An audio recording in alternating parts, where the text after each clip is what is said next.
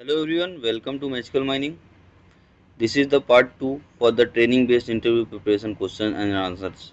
जो भी हम ट्रेनिंग बेस्ड पे जो क्वेश्चन और आंसर्स की जो हम एक सीरीज बना रहे थे उसके ये पार्ट 2 है। पार्ट 1 आपको आगे एक मिल जाएगा जिसका डिस्क्रिप्शन में लिंक मैं आपको प्रोवाइड कर दूंगा। बट ये मैं मेनली इसका मतलब क्या है मैं आपको ये बता दूँ क्यों ये ऐसे क्वेश्चन इसके आपको यूज़फुल होंगे जो कि अपने इंटरव्यू में आपको फेस करने पड़ेंगे। क्योंकि देखिए आपने ट्रेनिंग तो किया है ऑलरेडी, कोई भी अगर स्टैट्यूटरी सर्टिफिकेट आप लेते हैं तो आपको ट्रेनिंग करना तो ज़रूरी है।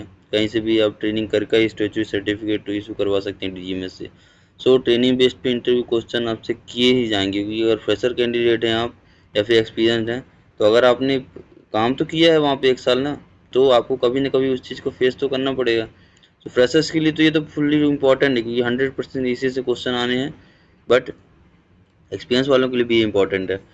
देन इसलिए आप लोग क्या है कि इसे थोड़ा सा प्रिपेयर करिए, अपने Q&A वगैरह बनाइए, या फिर हम लोग तो जो बताते हैं इसको आप देखेंगे तो आपको थोड़ी थोड़ी चीज़ें समझ में आएंगी, आपके लिए बहुत बेटर होगा, है ना। और ये तो important for open cast mining है। मैंने इसके पहले जो पार्ट 1 बनाया था उसमें अंडरग्राउंड माइनिंग से Q&A है, जो कि अब आपने जो अंडरग्राउंड माइनिंग से ट्रेनिंग किया होगा उसके लिए इंपॉर्टेंट क्वेश्चन वहाँ से बन सकते हैं। देन यहाँ से जो ओपन कास्ट माइनिंग से जो ट्रेनिंग किया हो तो यहाँ से उनके लिए क्वेश्चन बनेंगे। तो आप लोग पार्ट 1 पार्ट 2 दोनों के लिए देखिएगा, क्योंकि आपको टोटली नॉलेज होना चाहिए। क्योंकि अगर आप अंडरग्राउंड से ट्रेनिंग किए हैं बट अगर ओपन कास्ट माइनिंग के लिए इंटरव्यू के लिए प्रिपेयर कर रहे हैं तो ये वाले आपको इम्पोर्टेंट ये भी है, क्योंकि दोनों चीज़ आपको बैलेंस करके चलना है, ओपन कास्ट अंडरग्राउंड, है ना। क्योंकि आपको ओपन कास्ट में जब नौकरी चाह रहे हैं तो अंडरग्राउंड से आपको उतना वो नहीं है, बट आपको ट्रेनिंग किया है आपने तो उससे क्वेश्चन बनेंगे। तो आपको दोनों चीज़ इंपॉर्टेंट है। तो हम लोग चलते हैं जो क्वेश्चन एंड आंसर्स है क्या क्या बन रहे हैं ओपन कास्ट माइनिंग से, तो हम वो देख लेते हैं। इसमें क्या है कि आपको ओपन कास्ट अंडरग्राउंड सब दोनों चीज़ों को लेके चलना पड़ेगा, तभी आप का इंटरव्यू सही से हो पाएगा। तो हम इसमें बात करने वाले हैं फर्स्ट क्वेश्चन जो बन रहा है अभी हम, और माइनिंग ओवरव्यू देखते हैं। जो माइनिंग ओवरव्यू क्या है, जो फर्स्ट क्वेश्चन आपका जो आपको ट्रेनिंग जहाँ से किया है आपने, जैसे कि आप मैंने कुछ पिछली वीडियो में बताया हुआ था कि अंडरग्राउंड माइनिंग जहाँ से भी आपने ट्रेनिंग किया उसकी डिटेल्स देनी है।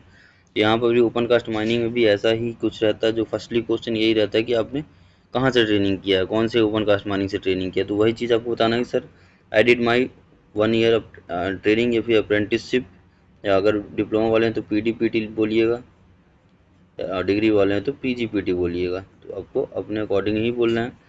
एट जिस माइंस में आप हैं, जैसे कि मैं था कुरासिया कॉलरी में तो उसका मैंने नाम देता हूँ सीधे कुरासिया कॉलरी, और आप जिस भी माइंस में तो आपको अपने अकॉर्डिंगली देना है। Kurasia mine located in Chirimiri district, Chirimiri district, ठीक।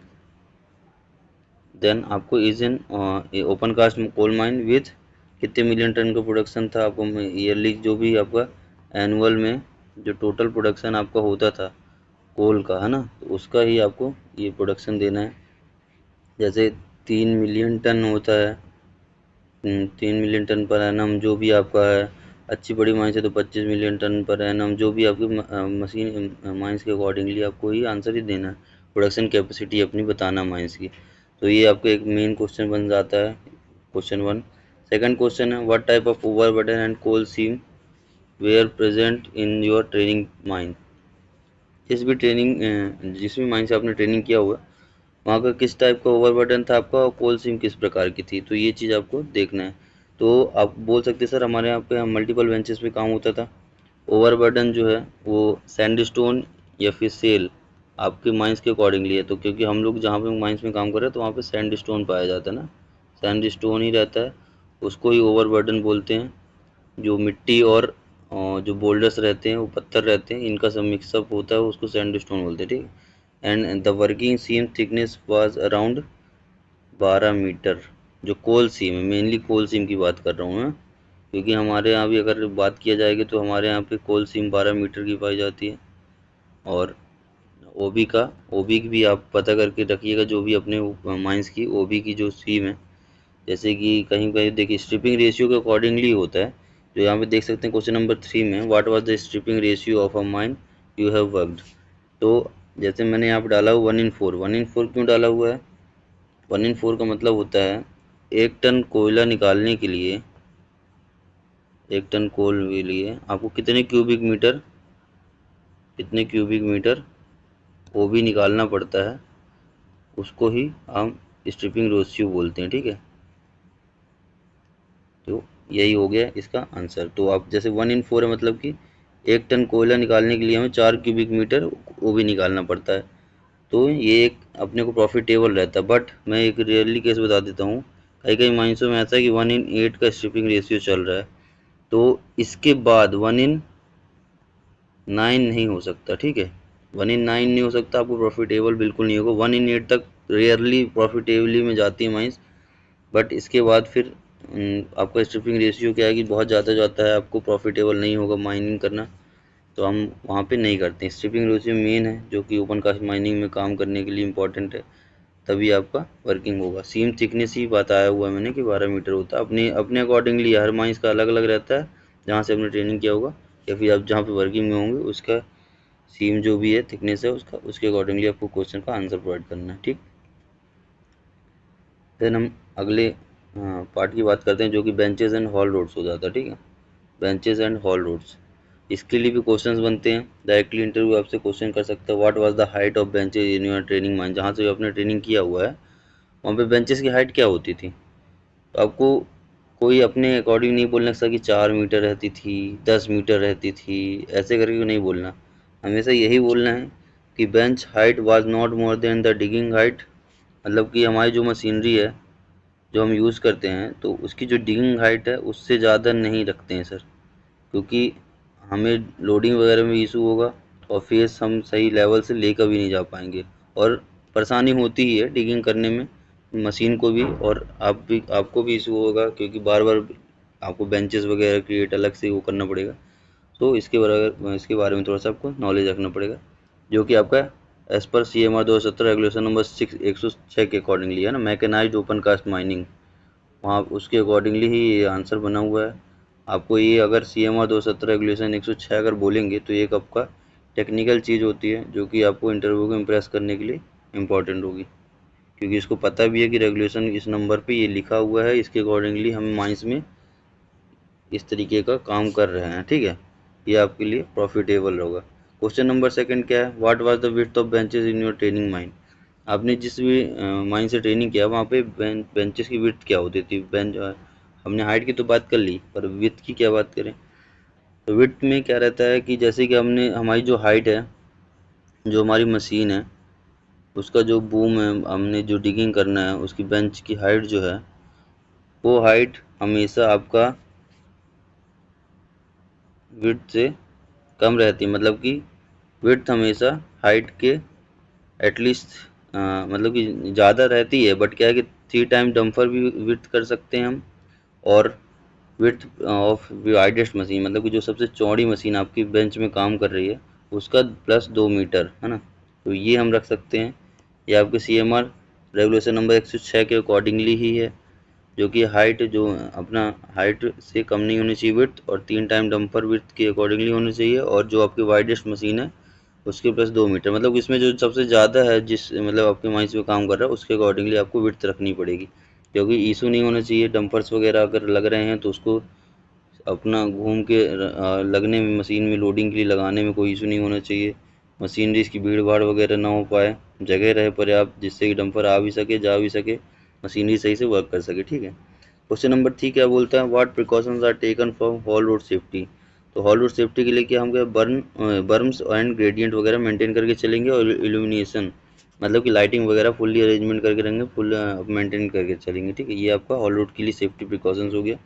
क्वेश्चन 4 क्या बोलता है, व्हाट द साइज ऑफ बर्म, ये बहुत पूछा जाने वाला क्वेश्चन है हमेशा माइंस में या फिर एग्जाम्स वगैरह में। बर्म्स हमेशा जो आपका डंपर या फिर जो टिपर जो भी चल रहा है आपका, उसका व्हील का जो डाया रहता है, डाया हाफ ऑफ टायर है उसका हाफ आपका आपको बर्म का हाइट रखना पड़ता है। ठीक है, और बर्म का जो टॉप विथ रहता है, जैसे कि ये हमारा बर्म है, ये हम बर्म बनाए, यहाँ से हमारी हॉल रोड जा रही है, ये हमारी हॉल रोड है, यहाँ से हमारी गाड़ी यहाँ से जा रही है। ठीक है, इस साइड में हमारा बर्म बना हुआ, तो ये जो ऊपर की टॉप विड्थ है 1 मीटर की रहेगी, नीचे की जो बॉटम विड्थ है वो 2.5 मीटर की रहेगी, और जो हाइट है तो हमने बताया कि टायर के डाया के हाफ रहेगी। ठीक है, ये हो गया हमारा berm, size of berm. Question number 4 क्या, gradient of haul roads and ramps, जो ग्रेडियंट है हॉल रोड, ये जो हमारी हॉल रोड थी इसका ग्रेडियंट हमेशा 1/16 से ज़्यादा नहीं होना चाहिए, मतलब 1/15 1/14 ऐसा नहीं होना चाहिए। और रैम्स का जो ग्रेडियंट है, जब हम ऐसे जैसे कि हम क्या बोलते हैं, जैसे डंपिंग में जा रहे हैं हम, ठीक है, ये डंप हमारा बना हुआ है, डंप हमारा जैसे हाइट से हम जा रहे हैं, अपने को डंपर्स वगैरह क्या हमेशा हॉल रोड प्लेन रोड में हम नहीं चलते हैं, हमें रैम्प बनाकर रास्ता देकर हमें ऊपर चढ़ के जाना पड़ता है, जो मतलब ढालू रास्ता जिसको बोलते हैं वो हो गया रैम्प। तो रैम्प का हमेशा ग्रेडियंट 1/10 रहना चाहिए, 1/10, इससे ज़्यादा नहीं होना चाहिए, ठीक है, 1/9 नहीं हो, 1/8 नहीं हो, 1/10 ही रहना चाहिए, ठीक है। ये हमारा आंसर दे सकते हैं। देन अगले टॉपिक में जाते हैं जो कि मशीनरी एक्सपोजर हो गया। मशीनरी एक्सपोजर में हम क्या देखते हैं, इंटरव्यू क्वेश्चन आपसे कर सकते हैं कि आपने ट्रेनिंग पीरियड में क्या क्या अचीवमेंट, मतलब अचीवमेंट के बारे में क्या नॉलेज है आपको, मतलब कि क्या देखें आप, क्या आपने ऑब्जर्व किया है, तो उसके बारे में आप बता सकते हैं। Sir I observe drill machines, shovels, hydraulics excavators, surface miners, dumpers, tippers, dozers, loaders and graders. तो ये हो गया। इसके बाद अपने क्वेश्चंस क्या आएंगे, जो क्वेश्चन इसी के अकॉर्डिंगली क्वेश्चन ही करेगा कि आपका जो फंक्शन ऑफ द डोजर क्या है, अपने डोजर का क्या फंक्शन है, क्या करता है, हमारे इसमें काम क्या है, ड्रिल मशीन का काम क्या है, ड्रिल मशीन क्या करता है, सावर्स एक्सकेवेटर का काम क्या है, वो क्या करता है, सरफेस माइनर का काम क्या है, वो क्या करता है। तो इसके अकॉर्डिंगली आपको आंसर देना है कि डोजर हमारा sir dozing, levelling, back filling और पुश लोडिंग वगैरह करता है, जो कि ओबी डंप मैनेजमेंट का काम करता है, ठीक है। क्वेश्चन नंबर 3 क्या है, ड्रिल मशीन क्या करता है। ड्रिल मशीन आपको सर ब्लास्ट होल्स वगैरह के जो भी ओवरबर्डन या फिर कोल बेंचेस में हम करते हैं, ड्रिल करते हैं, उसके लिए यूज़ होती है ड्रिल मशीन। क्वेश्चन नंबर 4 क्या है, फंक्शन ऑफ सावल एक्सक्यूवेटर्स, इनका क्या काम है। तो सर जो हमारे एक्सक्यूवेटर पोकलिन वगैरह है, सावल्स वगैरह है, तो वो डिगिंग करता है, ब्लास्टिंग लोडिंग, जो ब्लास्टिंग मटेरियल है तो उसको लोडिंग का काम करता है, ओवरबर्डन या फिर कोल जो भी है उसको करने का काम करता है। देन आपको क्वेश्चन नंबर 5 भी ऐसे सरफेस माइनर का बन सकता है। Surface miner sir continuous cutting and excavation है, मशीन है जो कि कोल एंड सॉफ्ट स्टार्टर को विदाउट ड्रिलिंग एंड ब्लास्टिंग, ये एक बहुत बड़ी अच्छी मशीन है जो कि ओपन कास्ट में ये वर्किंग में है, क्योंकि हमें ड्रिलिंग ब्लास्टिंग से हमें क्या है, ग्राउंड वाइब्रेशन हो गया, डस्ट वगैरह, बहुत सारे इश्यूज ऐसे होते हैं जो कि हमें फेस करने पड़ते थे। तो सरफेस माइनर के हेल्प से हम क्या है कि हमें ना ड्रिलिंग ब्लास्टिंग करनी नहीं पड़ती, डायरेक्टली हम कोल कट करते थे, जो कि 25-25 सेंटीमीटर का हमारा एक बार में काट के देता है, उसको जो कटर लगे रहते हैं।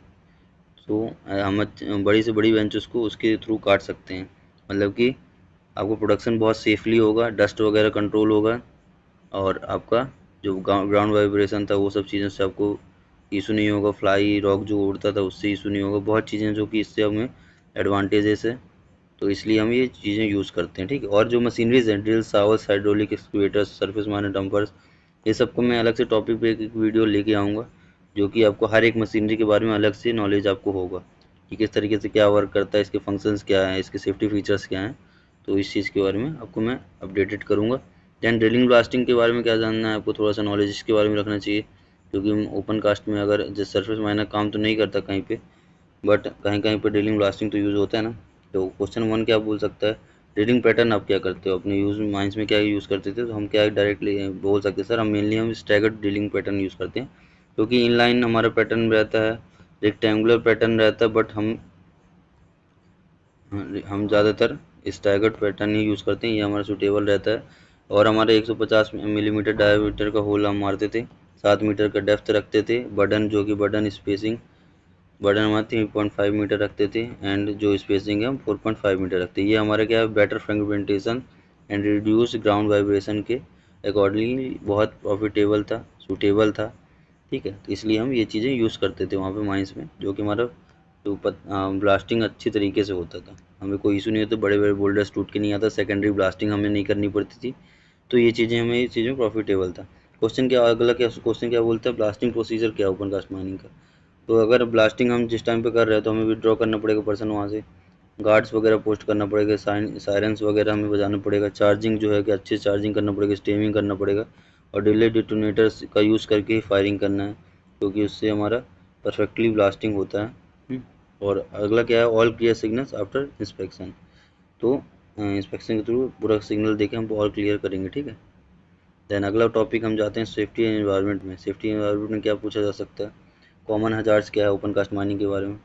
तो हम सर हाई और फेलियर ज़्यादातर देखने को मिलता है, स्लो फेलियर देखने को मिलता है, ब्लास्टिंग एक्सीडेंट्स होते हैं सर, पत्थर वगैरह फ्लाई रॉक उड़ के लग सकता है, और ऐसे ही एक्सीडेंट है जो कि गाड़ी पलटने या फिर एक्सीडेंट होने से हो सकता है, डस्ट और नॉइस पोल्यूशन की वजह से हजार्ड्स हमें देखने को मिलते हैं। अगला क्वेश्चन क्या है, what dust control with method did you observe.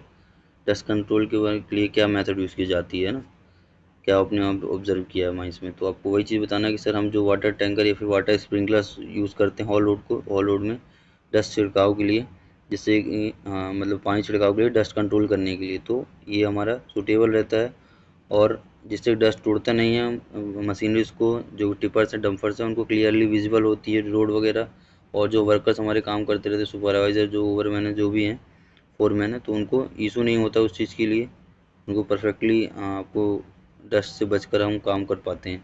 और mist spraying at drills, drills में क्या है कि स्प्रेइंग सिस्टम रहता है जो कि जो डस्ट उड़ता है उसको कंट्रोल करता है।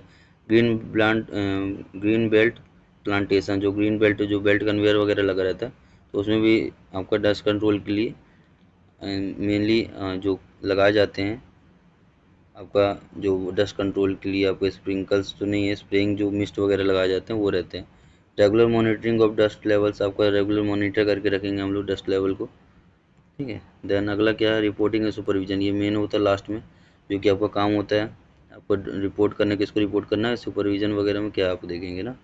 क्वेश्चन क्या बोलता है, आप आपने लर्न क्या किया रिपोर्टिंग के बारे में ट्रेनिंग पीरियड में। तो सर हम सॉफ्टवेयर प्रोडक्शन करते थे, रिपोर्ट वगैरह जो है लेते थे, और डंपर ट्रिप्स वगैरह काउंटिंग करते थे, डेली सेफ्टी टॉक वगैरह लेते थे, इंसिडेंट रिपोर्टिंग प्रोसीजर वगैरह फॉलो करते थे, जो कि अगर इंसिडेंट होता है तो हम उसे ऊपर मैनेजर तक रिपोर्ट कर सकें और उसका प्रोसीजर जो है उसको फॉलो कर सकें। अगला क्वेश्चन क्या है, what the duty of overman in open cast mines and the duty of mining sardar in open cast mines.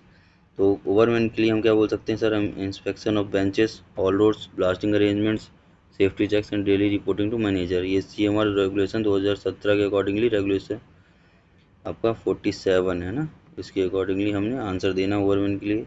और जो अगला क्वेश्चन जो है वो माइनिंग सरदार के लिए, तो इसमें हम बोल सकते हैं sir the duty of mining sardar as per CMR 2017 regulation number 48 in open cast mines is mainly to supervise workers, inspect benches and haul roads for safety, ensuring blasting is carried out as per rules, withdraw men in case of danger, report daily to the overman and manager। क्योंकि mining सरदार के ओवरमैन के नीचे position पे काम करता है, तो उससे ओवरमैन को भी रिपोर्ट करना पड़ता है, मैनेजर को भी करना पड़ता है, और असिस्टेंट मैनेजर है तो वहाँ उसको भी करना पड़ता है, ठीक है। और इनकी माइनिंग सरदार की फर्स्ट प्रियोरिटी होता है कि मैन एंड मशीनरी की मेन सेफ्टी पर फोकस करें। तो ये आपको रिपोर्टिंग एंड सुपरविज़न हो गया, इसके ऊपर आपको ध्यान देना है।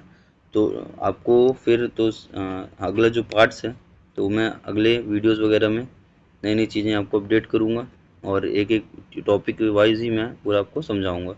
तो thank you so much for all mining candidates जो कि हमसे जुड़े हुए हैं और अपडेट रहने के लिए हमारे साथ, जो कि जॉब वैकेंसीज है और इंटरव्यू प्रिपरेशन वगैरह है। तो आप लोग हमारे साथ मिलकर अपने फ्यूचर को एक ब्राइट और अच्छी दिशा में ले जा सकते हैं। So keep updated with us, thank you so much.